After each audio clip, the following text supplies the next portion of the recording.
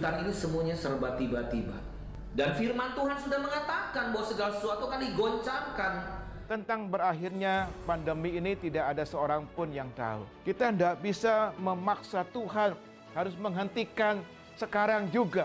Tapi kita harus yakin, saudaraku, bahwa sebagaimana firman Tuhan katakan bahwa Dia membuat segala sesuatu indah pada waktunya. Tuhan mau kita belajar percaya bahwa di tengah-tengah situasi yang sulit, Tuhan adalah Tuhan yang tetap pegang kendali atas kehidupan kita. Apapun keadaan yang terjadi, Tuhan Yesus ada bersama dengan kita. Tuhan yang pernah menolong kita di waktu yang lalu adalah Tuhan yang sama yang menolong kita di hari ini. Hasil akhir bukan di tangan corona. Hasil akhir tetap di tangan Yesus Kristus. Dialah Tuhan yang berdaulat. Dialah Tuhan yang tetap pegang kendali atas kehidupan kita.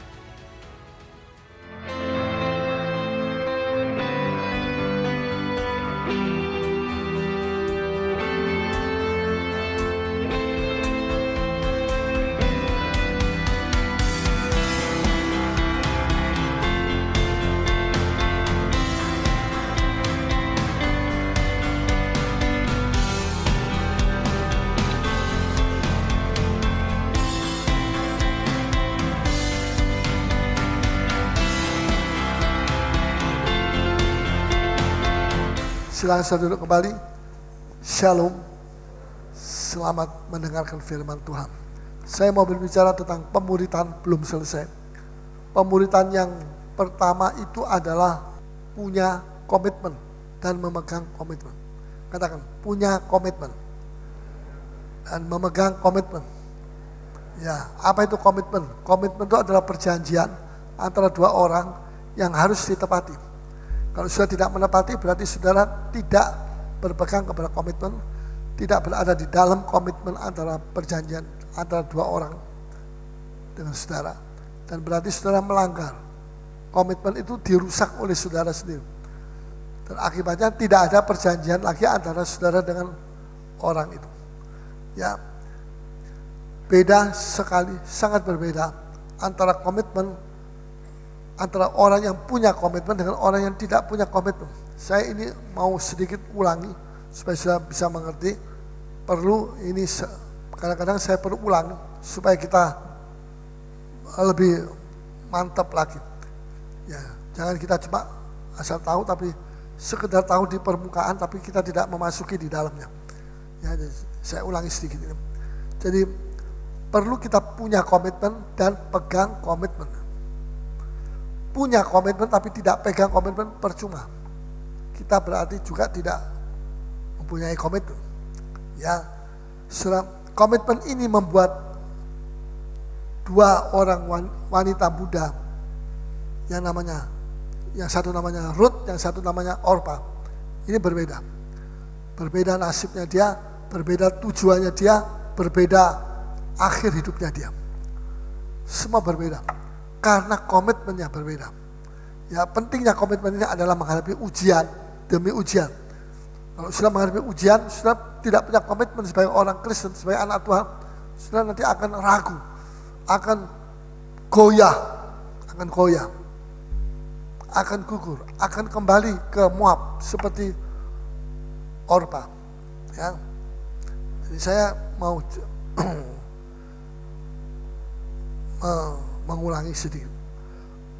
Sebenarnya pentingnya kalau kita baca di dalam Rut, bagaimana waktu Naomi dengan dua menantunya yang muda-muda ini dalam perjalanan pulang ke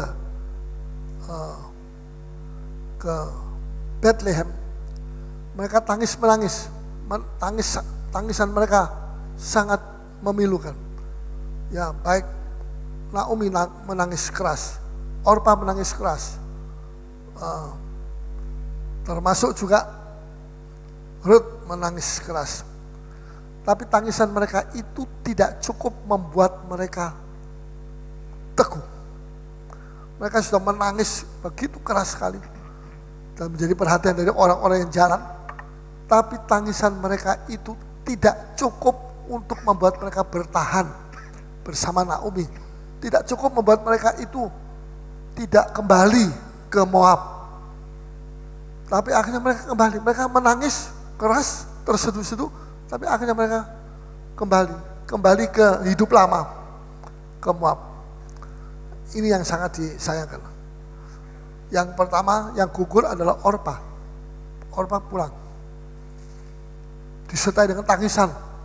Wah, kita pikir kalau orang Pentekosta nangis itu berarti orang itu sudah sungguh-sungguh sama Tuhan. Apalagi kalau sampai terisak-isak begitu. Wah, ini orang Kristen memang luar biasa. Tapi seringkali tangisan kita itu cuma sebelah luar. Cuma di luar saja, di luarnya. Kita menangis terseduh-seduh. Tapi di dalam hati kita ini tidak ke situ, tidak ke sana. Hati kita mau kembali ke Moab. Ya. Hati kita ini seperti padam. Tidak ada satu flame, satu api yang menyala di dalam hati. Ya. Dan akhirnya Orpa gugur. Inilah air mata tanpa komitmen. Jadi kalau saudara cuma punya air mata tapi tidak punya komitmen, hati-hati. Saudara satu waktu bisa menghadapi percobaan, saudara akan bisa kembali ke Moab. Saudara tidak bisa digolongkan orang Kristen yang menang, yang bersungguh-sungguh. Ya, sekedar emosional, menangis emosional, terseduh-seduh, tanpa komitmen, tidak ada komitmen. Sekarang kita akan periksa apa itu komitmen.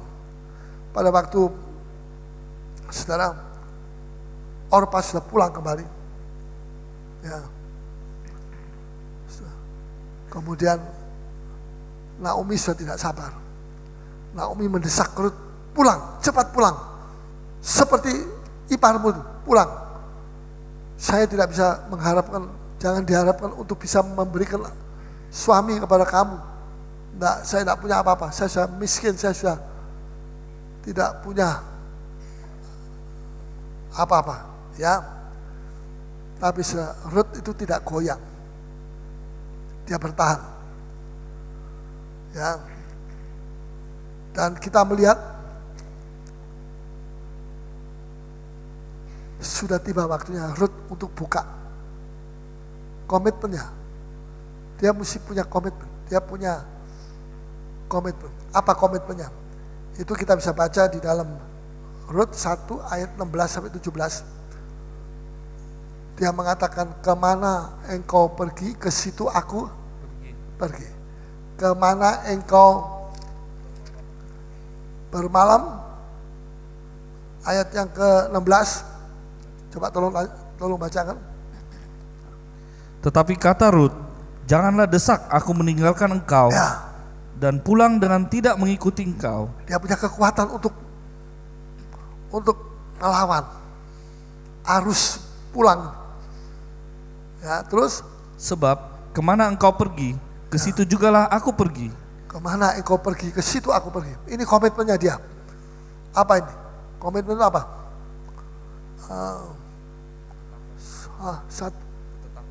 Ketetapan. Ya, ketetapan atau pengakuannya dia, ya, atau ya, pokoknya dia punya pengakuan. Ya, dia tidak mau kemana-mana, dia mau terus pergi bersama Naomi ke Bethlehem. Terus, Dan di mana engkau bermalam, di Ya. situ jugalah aku bermalam. di mana engkau bermalam, di situ aku mau bermalam. Terus, Bangsamulah bangsaku. ini bangsamu adalah bangsaku. Dia tidak mengakui bangsa Moab lagi. Dia adalah, kalau orang tanya dia bilang saya bangsa Israel. Luar biasa.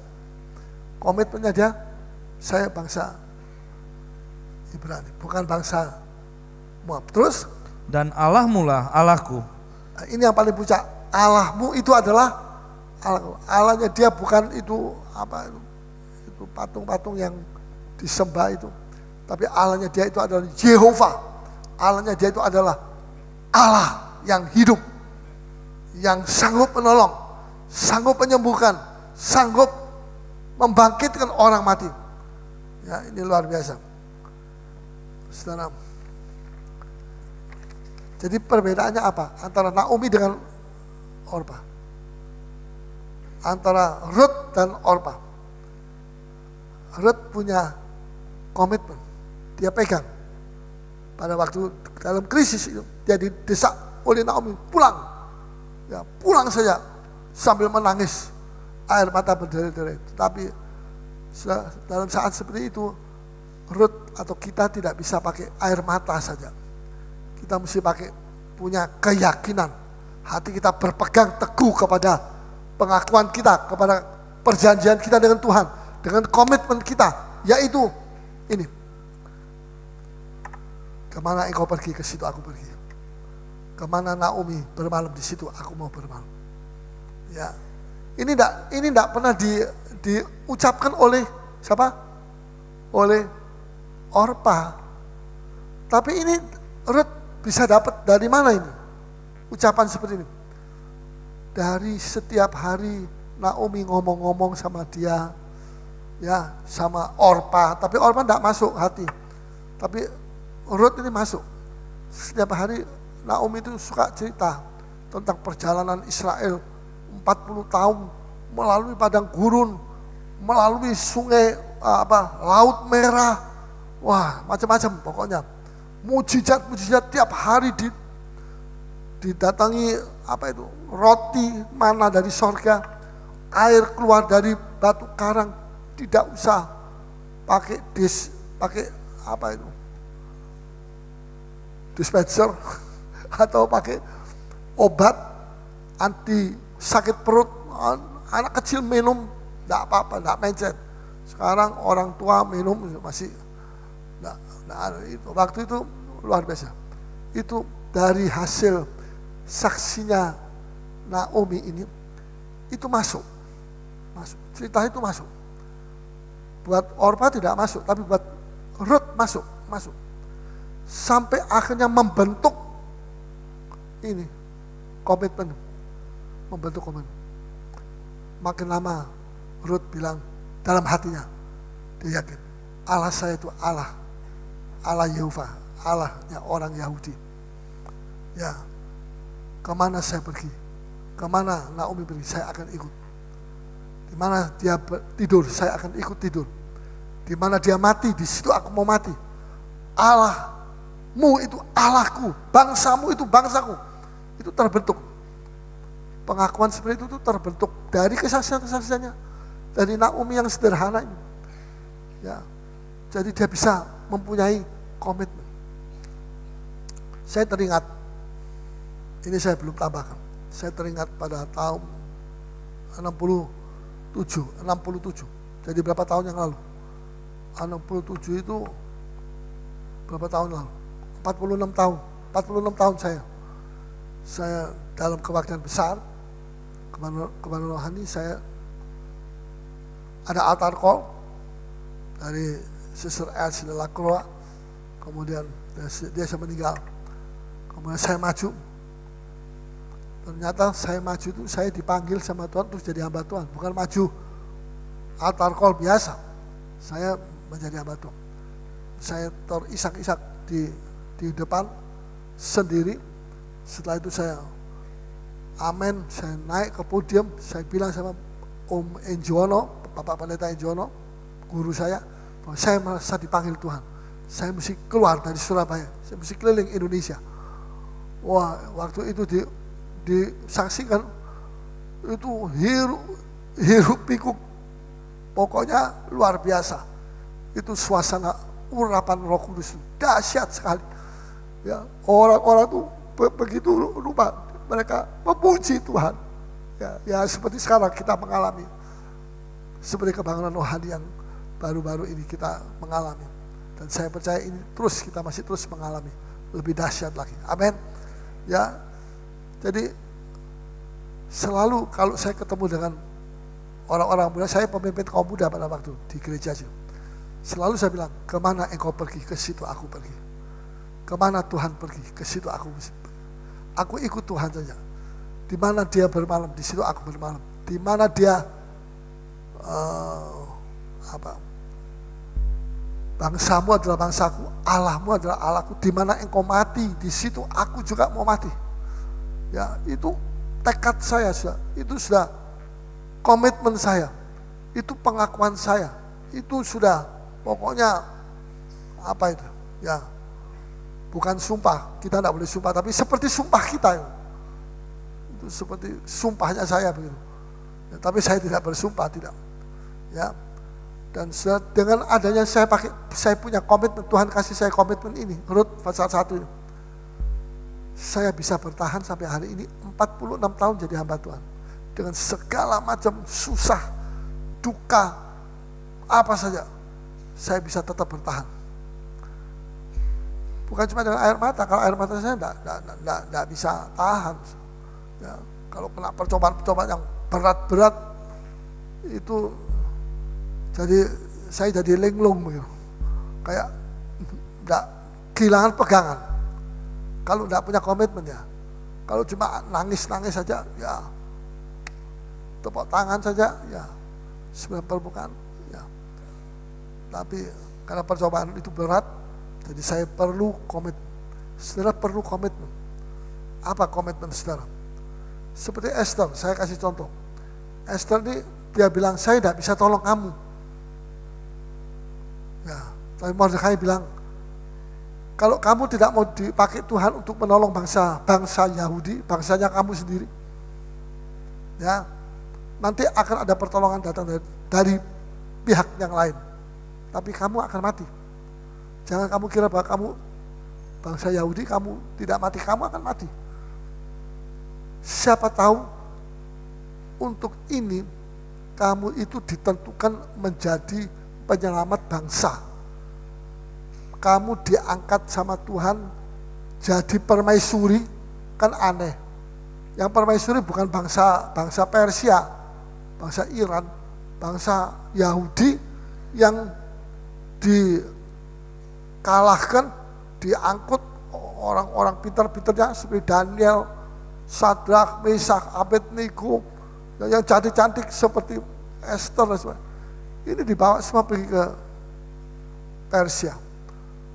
Terus pada waktu raja itu seizin Tuhan, tidak punya permaisurinya mogok, jadi diturunkan. Nah, jadi Hakim diadakan pemilihan, bukan pemilihan umum, pemilihan permaisuri. Ya, dan ternyata yang dapat ini orang Yahudi, tapi tidak diketahui, tidak memberitahu bahwa saya adalah orang Yahudi. Esther menutup dirinya, kebangsaannya apa dia tidak disebut. Ya, jadi orang Yahudi. Bayangkan, bangsa yang kalah dalam peperangan, ini bisa jadi permaisuri, ini kan aneh. Kalau bukan Tuhan yang campur tangan, betul? Saya perhatikan dalam segala perbuatan, pekerjaan saudara, nasib saudara, dan apa saja yang saudara lakukan, itu ada campur tangan Tuhan. Jangan saudara bilang, ini kebetulan. No, saya tidak percaya itu kebetulan. Itu KKR barusan 2 hari atau 3 hari? 2 hari ya. 3 hari di sini, itu bukan kebetulan, itu memang dari Tuhan. Tuhan sengaja membuat tidak diberi izin di Karebosi. Tuhan sengaja membuat tidak boleh bikin di gedung umum, walaupun gedung manunggal, yang sore, yang malam itu tidak boleh. Itu mesti di gereja. Ya, dan Pak Wali Kota itu sudah bilang, bikin saja di gereja Petra itu gereja paling besar. Kalau Pendeta Paulus tidak kasih tahu sama saya, nanti saya telepon sama dia akan kasih itu. Saya, saudara, dari mulutnya orang ini sudah ngomong duluan daripada mulut saya. Ya, jadi saya tahu itu semua bukan kebetulan, dari Tuhan. Tuhan mau membuat perkara-perkara besar seperti Esther, seperti Naomi, seperti Ruth ini. Ya, kita ini tidak ada apa-apanya. Bukan karena kita ini hebat dan karena kita ini memang pantas mengalami begini, begitu. Jadi kita mengalami nanti sesuatu yang luar biasa, tidak. Bukan karena kita pantas, bukan karena kita hebat, tapi karena kasih karunia dari Tuhan. Semua itu berasal dari Tuhan, dari Dia, oleh Dia, kepada Dia. Dari Dia, oleh Dia, kepada dia. Itu dalam Rom dikatakan. Jadi saudara, Esther ini bukan ditakut-takuti, tapi Mordekai bilang, kalau kamu diam, kamu sayang nyawamu, karena dia tidak boleh ketemu sama raja kalau tidak dipanggil. Sudah 30 hari dia tidak dipanggil.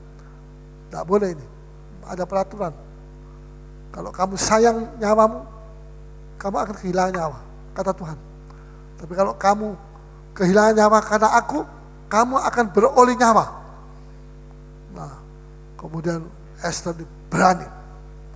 Ya, dia, ayo kamu puasa. Tidak usah 40 hari, 40 malam. 3 hari saja. Ya, kalau kita mau puasa itu kita mesti tanya sama Tuhan. Perlunya apa puasa? Jangan puasa jadi kebiasaan. Nanti kebanggaan, jadi kebanggaan. Itu tidak baik. Puasa jadi kebanggaan, itu kesombongan. Tuhan tidak suka. Satu waktu saya berpuasa, terus kemudian saya ini makan. Saya bilang, Tuhan saya, maafkan Tuhan saya tak tahan, saya makan. Terus saya dengar suara dari Tuhan. Tuhan bilang, seperti Tuhan, ya, sama saya. Siapa suruh puasa? Saya tidak suruh kamu puasa. Wah, saya ketawa sendiri. Siapa suruh kamu puasa? Aku tidak suruh kamu puasa sendiri, maumu sendiri, menurut kehendakmu sendiri. Puasa untuk apa? Kita kalau mau puasa itu mesti tahu untuk tujuannya apa. Jangan diam-diam puasa. Wah, nanti puasa 40 hari, nanti kali 80 hari, ya, nanti kali 100 hari. Ya, nanti jadi kebanggaan. Itu puasa itu mesti ada tujuannya. Ya, dan tidak perlu sampai 40 hari. Ya. Kalau memang Tuhan Yom Hijau saja cuma 7 hari. Puasa 7 hari. Ya. Ya. Kecuali kalau Tuhan punya maksud yang lain. Jadi komitmennya Esther ini jadi tadinya takut jadi tidak takut. Kenapa? Komitmen. Tuhan kasih komitmen sama dia. Apa komitmennya? Dia bilang begini, oke, kamu puasa 3 hari, saya 3 hari. Dan nanti bila perlu saya masuk ketemu sama raja, saya akan ketemu. Bila perlu saya mati, saya rela mati. Nah, ini komitmen. Ini komitmen. Coba kita baca. Pasal 4 Esther ayat 3. Ya. Pasal 4 ayat 3. Esther. Ya. Sebelumnya Mazmur. Sebelum Ayub. Esther 4, ya, ayat yang ke-13. Maka Mordekai menyuruh menyampaikan jawab ini kepada Esther. Ya.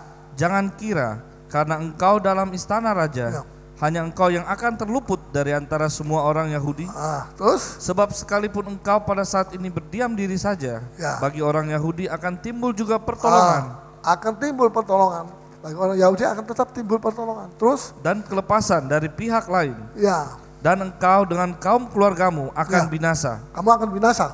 Kalau kamu tidak mau dipakai Tuhan, Tuhan siapkan kamu mau dipakai tapi tidak mau dipakai, kamu akan binasa. Hanya orang tidak karuan hidupnya, binasa hidupnya karena mau dipakai tidak mau. Ya, saudara, ini Esther mau dipakai, tapi jalannya dia direndahkan. Masa saya kalau dipakai Tuhan saya mesti menghadapi maut begini, mesti menghadap raja, saya direndahkan, kalau saya ditolak nanti saya mesti mati. Itu peraturan. Masa dipakai Tuhan mesti begitu? Nah, saudara kalau sudah mau dipakai Tuhan sudah mesti mengalami jalan turun lebih dulu, bukan naik. Wah, saya dipakai Tuhan, saya naik. Nanti kita jadi bangga dengan keadaan kita. Tapi kalau kita dipakai Tuhan, kita mesti turun lebih dulu. Jalannya memang sering kali turun. Ya, tapi setelah kita turun, kita lebih kuat di dalam komitmen kita. Dan Tuhan akan membawa kita naik. Terus? Siapa tahu, mungkin justru untuk saat yang seperti ini, engkau beroleh kedudukan sebagai ratu. Siapa tahu bahwa kamu disiapkan Tuhan untuk menghadapi apa? Krisis. Katakan sama-sama, krisis. Krisis. Kita dihadapkan, kita dipersiapkan seperti Esther dipersiapkan untuk menghadapi krisis. Dia dijadikan ratu, dipilih jadi permaisuri itu untuk menghadapi krisis saat ini. Fase 4 ini. Ya. Jadi dia itu dikasih kedudukan tinggi lebih dulu. Nanti pada saat krisis dia harus gunakan itu kedudukan sebagai permaisuri itu untuk menghadap raja. Jadi kalau kita diberkati, kita diapakan, kita dikasih kedudukan tinggi di dunia atau di mana, itu jangan untuk diri kita sendiri. Tuhan tidak suka itu. Kita jadi egois, jadi karena kita sana punya apa saja, semua kita punya, semua harta benda, kedudukan tinggi, pangkat apa, titel apa, semua kita punya. Terus itu buat kita enak-enak. Oh tidak, itu untuk Tuhan, untuk pekerjaan Tuhan. Sudah diberkati dengan apa saja, itu untuk saudara meninggikan Tuhan. Ya, dan jangan takut kehilangan nyawa. Siapa yang takut kehilangan nyawa akan kehilangan nyawa. Tapi siapa yang kehilangan nyawa karena aku, dia akan memperoleh. Amin. Ya, sudah jangan pikir bahwa saya terima mereka kebaktian KKR di sini 3 hari itu, hati saya tidak empot-empot begini. Hati saya, nanti ini bagaimana, tanggung jawabnya berat ini. Ya, menerima penampungan gereja. Kalau gereja biasa ya tidak apa-apa. Tapi ini kebaktian yang sudah bermasalah, yang sudah jadi rusak. Di koran-koran sudah dirusak nama kita. Ya, terus mesti ditampung di sini. Ada yang tanya, kalau dibom bagaimana? Saya ini mau datang, tapi takut kalau dibom. Ya, saya bilang, kok tahu kamu dibom? Dalam Injil Matius pasal 200 berapa? Nah, kamu akan dibom nanti. Jangan mengada-ada, jangan ketakutan diri sendiri, ketakutan maunya sendiri, jangan. Ya terus, ayat berapa sana? Jadi ada risiko. Pasti semua ada risiko. Ya, waktu saya lihat mereka duduk di sini, hati saya terharu. Memang ini pertama kali, pandangan ini baru pertama kali saya lihat. Ya, seumur hidup saya tidak pernah lihat gereja, terus duduk di padat begitu, dikelilingi dengan banyak orang. Ya, di belakang itu penuh. Parkir segitu besarnya itu bisa penuh. Di parkir sini juga penuh, di bawah sini penuh. Wah, saya bilang untung kok saya mau nurut sama Tuhan. Kalau saya egois, nggak bisa. Ini gereja jangan menampung yang sudah bermasalah. Nanti saya bisa salah sama Tuhan. Ya, Tuhan akan bilang, Paulus, siapa yang kasih ini gedung? Apa kekuatanmu bisa membangun? Nggak bisa. Aku yang memberi. Jadi kamu mesti taat sama aku. Jangan kamu taat sama omongan orang. Taat sama aku. Ya, dan akhirnya toh semua berjalan dengan baik. Ya. Terus ayat yang ke-16, pergilah. Sudah? Ayat 16, pergilah. Pergilah, kumpulkanlah semua orang Yahudi yang terdapat di Susan, ya, dan berpuasalah untuk aku. Ya. Janganlah makan dan janganlah minum 3 hari lamanya. Ya. Baik waktu siang, baik waktu malam, baik waktu siang. Ya. Aku serta dayang-dayangku pun akan berpuasa demikian. Dan kemudian aku akan masuk menghadap raja. Ya. Sungguh pun berlawanan dengan undang-undang. Ya. Kalau terpaksa aku mati, biarlah aku mati. Kalau terpaksa aku mati, biarlah. Ini soal mati lagi. Tadi Ruth juga bilang, bila aku harus di mana engkau mati, di situ aku mati juga. Jadi pada akhirnya sampai kepada mati. Tuhan tuntut kita sampai kepada kematian. Berani kita jalani atau tidak? Nah, kalau kita berani mati untuk Tuhan, ya, Tuhan akan memberikan hidup kepada kita. Amin. Ya. Jadi ini penting sekali. Penting sekali. Pemuritan ini perlu punya apa? Tekad, punya punya perjanjian dengan Tuhan, punya komitmen. Seorang murid itu punya komitmen. Ya, kalau dia diminta untuk melayani sesuatu, ya, komsel dan sebagainya, ayo melayani. Jangan kita ngomel dulu, bersungut-sungut dulu. Saya ini tidak bisa komsel. Ya, itu berarti tidak punya komitmen tuh. Murid kok tidak punya komitmen, bagaimana? Terima. Itu dari Tuhan, terima. Itu kehormatan Tuhan untuk saudara, terima. Saudara sebagai murid Tuhan, saudara sudah punya komitmen, kemudian Tuhan kasih tugas, kerjakan itu. Tidak usah bersungut-sungut, tapi maju. Amin. Ya, seperti Ruth itu. Langsung dia, kemana engkau pergi, ke situ aku pergi. Jadi Tuhan pergi ke sini, kita ikut. Tuhan pergi ke situ, kita ikut terus. Ya, Tuhan pergi ke tempat yang sukar, kita mesti mengalami kesukaran di situ. Nah, ikut saja sama Dia, karena Dia menyertai kita. Kemana kita pergi, Dia juga pergi ke situ, sama dengan kita. Di mana engkau, di mana Dia mati, di situ aku juga mati. Betul? Tuhan sudah pernah mati? Pernah. Kita sudah pernah mati? Belum. Ya, jadi Tuhan, kita mati di situ. Sebelumnya Tuhan sudah mati di situ. Gitu. Jadi kita ini tinggal mengikuti Tuhan saja. Ya, Tuhan itu baik. Ya, sebelum kita mengalami pengalaman kematian, Tuhan sudah mengalami pengalaman kematian. Jadi kita ini tinggal mengikuti, seperti 144.000 yang mengikuti Wahyu. Coba kita baca. Wahyu 14. Ya. Ayat yang pertama.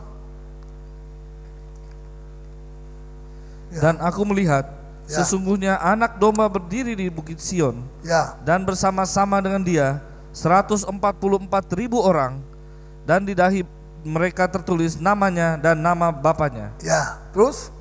Dan aku mendengar suatu suara dari langit bagaikan desau air bah dan bagaikan deru guru yang dahsyat.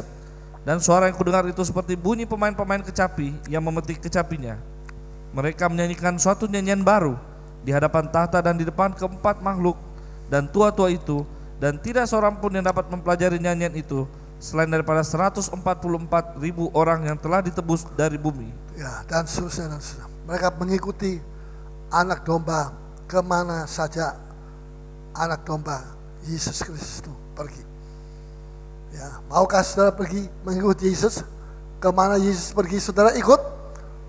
Ya, amin. Ini perlu aminnya, ini perlu diperjelas, ya, saudara. Jadi saya sudah jelaskan ini. Saya ulangi supaya ini lebih menguatkan kepada saudara. Ya, saudara. Jangan jadi Petrus. Petrus itu punya komitmen, tapi sebentar menyangkal. Sebentar dia bilang, saya akan mati karena Kristus. Saya bela. Nanti malam-malam dia sudah menyangkal Tuhan. Ya, ditanya sama ini orang juga muridnya. Dia bilang, aku tidak kenal. Siapa itu? Yesus itu aku tidak kenal. Ya, jangan samakan aku dengan dia. Tapi Tuhan itu baik. Dia jatuh bangun. Tuhan tetap tidak membuang dia. Sampai akhirnya dia diproses menjadi rasul yang dipercayakan menyampaikan firman Tuhan pada hari Pentakosta. Ini luar biasa. Ya. Jadi Tuhan tidak membuang saudara. Kalau saudara mengalami kelemahan-kelemahan, Tuhan tidak membuang saudara. Tuhan tetap mau merangkul saudara. Tuhan tetap mau menguatkan saudara. Itu Petrus tetap disertai oleh Tuhan. Ya, ada satu lagi yang saya akan jelaskan, yaitu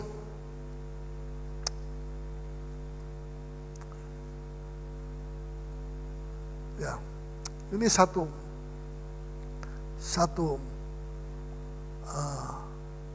komitmen juga. Mari kita baca. Ada banyak komitmen yang Tuhan berikan kepada kita, kita mesti gunakan. Kita mesti hafalkan itu. Kalau sudah baca tiap pagi, ya mulai dari Injil Matius, pasal 1, pasal 2, ya kalau sudah mendapatkan komitmen itu sudah hafalkan. Itu penting sekali. Ya, kita perlu memiliki firman. Firman Allah itu adalah ya dan amin. Amin. Firman Allah itu selalu sekarang, present tense, bukan yang lalu saja, bukan yang akan datang saja, tapi selalu menuju kepada masa sekarang. Ya, firman Allah itu hidup. So, di dalam Markus pasal yang ke berapa? 11. Markus 11 ayat 23 sampai dengan 24. Mari kita membaca. Ini ada satu komitmen yang luar biasa. Ya, kita mesti menghafalkan ini. Hafal bukan cuma di pikiran tapi dalam hati kita. Silakan baca ayat 23 sampai 24. Aku berkata kepadamu, sesungguhnya barang siapa berkata kepada gunung ini, Ya, beranjaklah dan tercampaklah ke dalam laut, berkata kepada gunung ini, beranjaklah dan tercampaklah ke dalam laut, asal tidak bimbang hatinya, tetapi percaya bahwa apa yang dikatakan itu akan terjadi, jadi. Terus maka hal itu akan terjadi hal baginya. itu akan terjadi. Ini komitmen. Saudara kalau lemah, saudara ucapkan ini. Ya, barang siapa percaya bahwa apa yang dikatakan itu akan sesungguhnya barang siapa berkata kepada gunung ini, beranjaklah dan tercampaklah ke dalam laut, asal tidak bimbang hatinya, tapi percaya bahwa apa yang dikatakan itu akan terjadi, maka hal itu akan terjadi baginya. Ini luar biasa. Jadi kita mesti percaya dulu bahwa itu akan terjadi, maka itu betul-betul akan terjadi. Jadi kita belum melihat, tapi kita harus percaya lebih dulu. Gunung itu akan tercampak. Ya, gunung-gunung percobaan, gunung-gunung masalah. Saudara, dan perjanjian antara kita dengan Tuhan. Ya, tidak ada dasar untuk kita meragukan Allah dan firman-Nya. Tidak ada dasar untuk kita melemahkan, meragukan Allah dan firman-Nya. Ya, bila Anda harus meragukan sesuatu, maka ragukan kebimbangan Anda itu yang mesti diragukan. Bisa mengerti? Kalau ada sesuatu yang saya harus ragukan, bukan iman saya ini yang saya mesti ragukan, kebimbangan saya itu yang saya mesti ragukan terhadap firman Tuhan ini. Karena itu kebimbangan kita tidak ada dasar. Ya, iman kita itu punya dasar.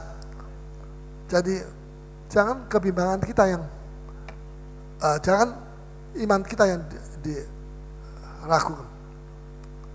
Jangan meragukan Allah dan firman-Nya. Seperti dengan demikian saudara itu seolah-olah menuduh Tuhan itu berdusta dengan perkataannya. Kalau kita meragukan Tuhan dan firman-Nya, itu sama seperti kita itu meragukan, ya, menuduh Allah berdusta dengan perkataannya. Ya. Saudara, percayalah bahwa kamu telah menerima, maka hal itu akan diberikan kepadamu. Ini luar biasa. Percayalah. Ya, jadi kalau sudah berdoa, saudara bisa sembuh. Berdoa di rumah sendiri juga bisa sembuh. Percayalah. Sebelum saudara sembuh, saudara mesti gunakan iman. Percaya. Jangan tunggu kapan kok tidak sembuh-sembuh ya. Ini sudah 3 hari saya sembahyang, kok masih terus begini. Tidak. Saudara harus percaya. Saya sudah sembuh. Gunung itu sudah pindah. Dan nanti akan terjadi seperti apa yang saudara imani. Itu berarti saudara punya komitmen. Ya. Firman itu tidak pernah jadi tua. Firman ini selalu segar dan baru. Selalu segar dan baru. Seperti 12 roti pertunjukan yang selalu dibarui, dibikin yang baru, yang panas. Ya. Jadi firman Tuhan ini tidak pernah kadaluarsa, seperti obat kadaluarsa. Firman Tuhan ini tetap berlaku sampai hari ini dan sampai selama-lamanya. Amin. Ya, saudara, yang terakhir saya mau bicara tentang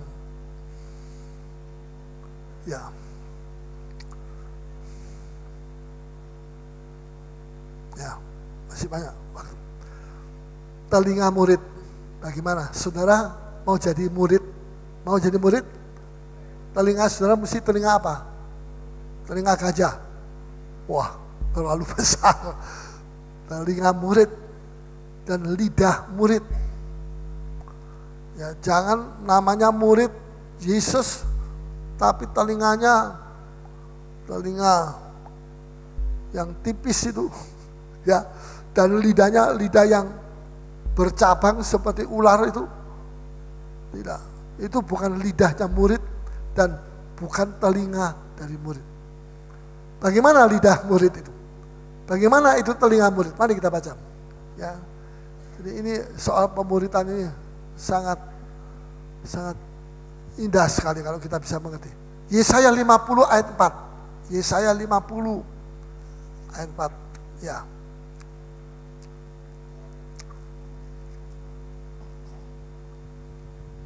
Ya. Tuhan Allah telah memberikan kepadaku lidah seorang murid. Lidah seorang murid.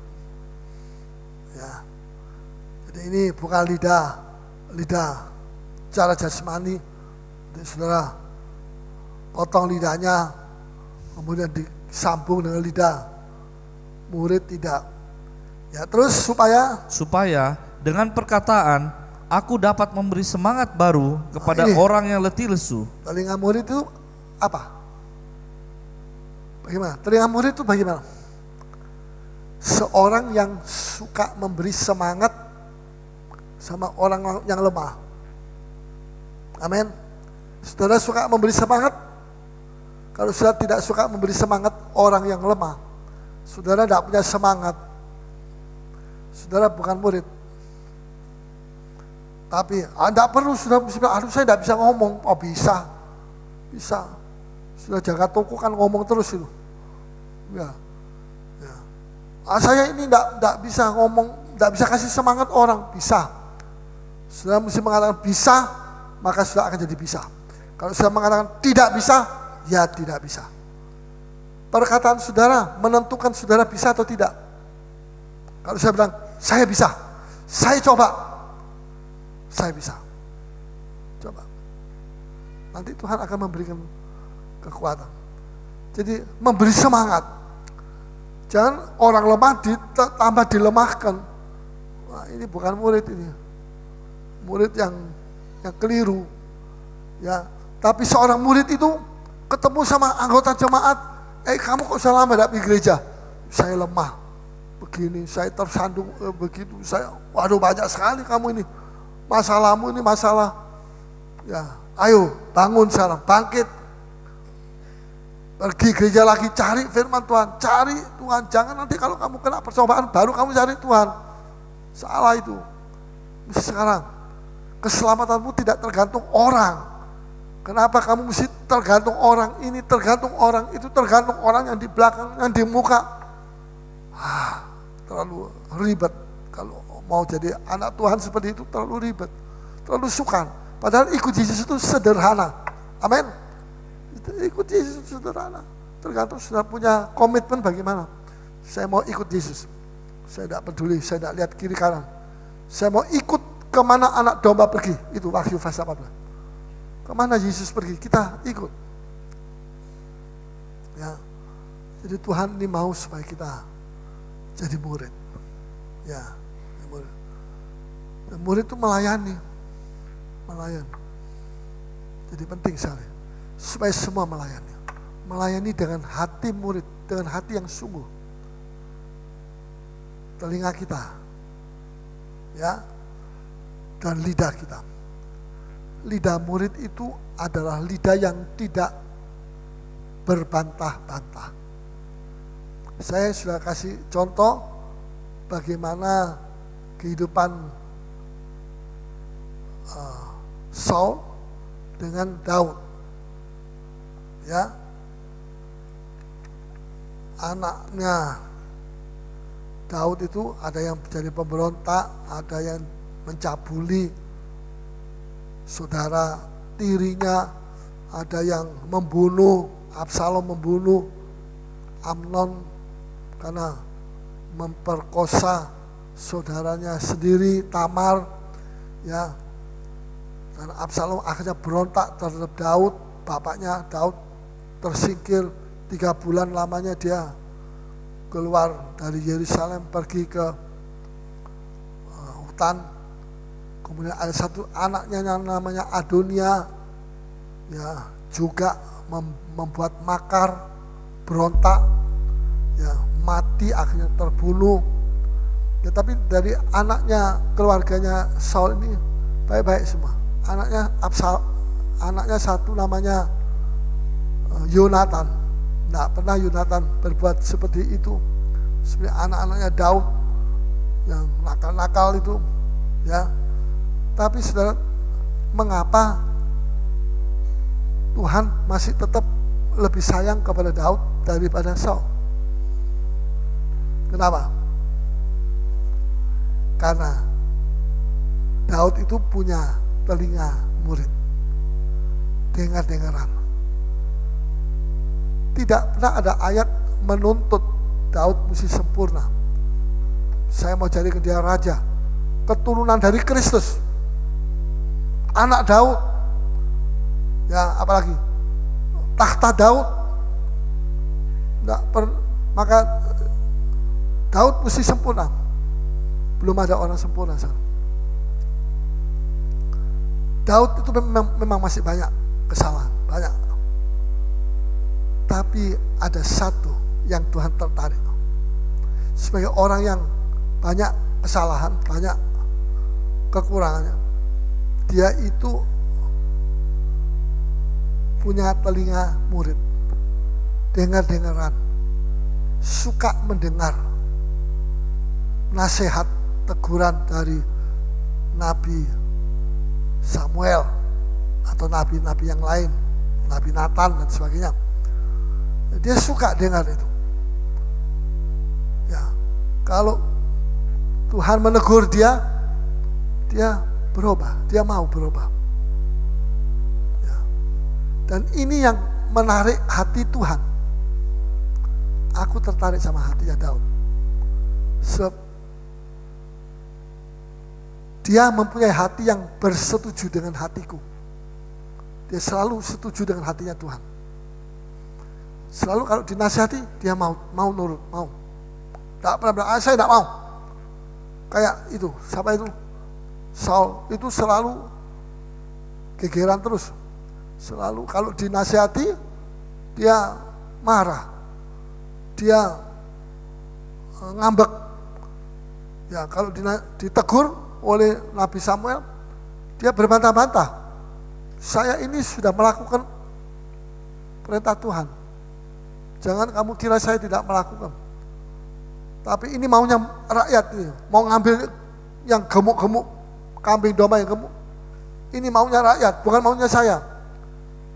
Nah, yang pemimpinnya siapa? Yang salah itu siapa? Yang salah itu bukan rakyat. Pemimpinnya yang mesti bilang tidak boleh. Ini semua akan ditumpas untuk Tuhan. Mestinya kan begitu. Ya, tapi dia salahkan kepada rakyat. Jadi selalu berbantah-bantah. Ya. Tidak punya hati yang dengar-dengaran. Ya. Saudara, Tuhan tidak minta kita sempurna, tapi Tuhan minta kita dengaran. Sebagai anak yang taat, yang dengar-dengaran kepada suara Tuhan. Bisa mengerti? Itu yang Tuhan mau. Bukan sempurna. Coba mana ada orang sempurna? Coba tunjukkan kepada saya siapa yang sempurna. Tidak ada. Gereja yang sempurna. Saya ini gereja sempurna kan. Jadi saya sudah dapat gereja yang sempurna. Tapi saya pikir kalau dia masuk di gereja sempurna itu, gereja itu berobat tidak jadi sempurna. Karena dia bawa penyakit tidak sempurna. Penyakitnya tidak sempurna itu besmet, itu menular. Jadi gereja itu jadi tidak sempurna karena gara-gara dia masuk. Tidak ada orang yang sempurna.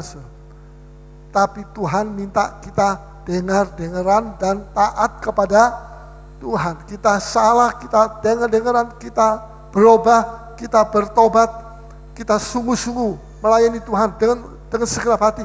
Itu yang Tuhan mau. Hati kita ini yang sudah berbuat salah seperti itu, masih dia berbantah-bantah. Dia bilang begini, Pak Samuel, saya tahu saya salah. Akhirnya dia ngaku salah. Tapi coba tolong dong, hormati saya di muka penatua saya ini. Ya, penatua. Hormati saya. Jangan saya ditunjuk-tunjuk begitu. Seperti apa? Seperti anak kecil. Saya ini raja. Saya tahu sudah salah, berat salahnya sama Tuhan. Masih pikir harga dirinya. Masih pikir saya ini, hormatilah saya. Masih kepingin dihormati. Sudah salah seperti begitu masih kepingin dihormati. Gimana? Jadi kesimpulannya, dia itu tidak menyesal sungguh-sungguh. Kalau orang itu menyesal sungguh-sungguh, tidak sempat mau pikir hormati saya, ya, dia akan menangis sama Tuhan, dia minta ampun sama Tuhan. Kemurahan Tuhan kalau dia dipilih jadi raja yang pertama, kok sekarang jadinya begini, ya. Tapi tidak, dia tidak pikir itu. Malah dia bilang, ayo sekarang bareng sama saya pergi untuk kita masuk di rumah Tuhan, kita mau menyembah Tuhan. Tapi Samuel, dia punya intuisi yang tajam, dia punya perasaan yang tajam. Dia bilang, tidak, saya tidak mau, karena Tuhan tidak setuju dengan caramu ini, dan aku tidak mau bareng sama kamu pergi ke sana. Ya, tapi kemudian ditarik saja sampai akhirnya jubahnya Samuel itu robek, tarik begini, robek. Terus Samuel bilang, seperti jubah saya ini robek, Tuhan akan merobek kerajaanmu, dan aku akan memberikan kepada orang lain yang lebih baik. Orang yang dengar-dengaran, yang punya telinga tidak berbantah-bantah, yang punya telinga mau mendengar, dan punya roh memperhatikan. Ya, saudara, di sini kita melihat Saul masih dalam keadaan seperti itu, mempersiapkan jawaban dan alasan-alasan mengapa jarahan kambing itu tidak ditumpas. Dia masih menyusun jawaban lagi, membela diri. Nah ini, sifat ini Tuhan tidak mau. Kita jangan suka berbantah-bantah dengan Tuhan. Lebih baik seperti Daud, ya Tuhan saya salah, titik. Terus Nabi Nathan bilang, ya Tuhan sudah mengampuni kamu, kamu tidak akan mati. Kalau kita ngaku, ya Tuhan saya salah, Tuhan mengampuni.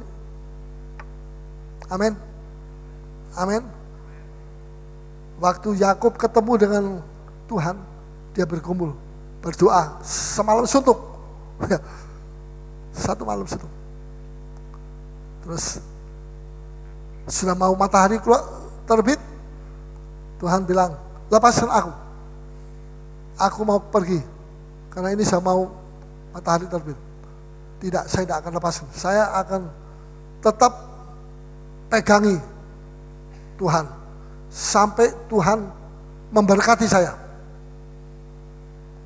Terus Tuhan tanya, siapa namamu? Dia ngaku, saya adalah Yakub.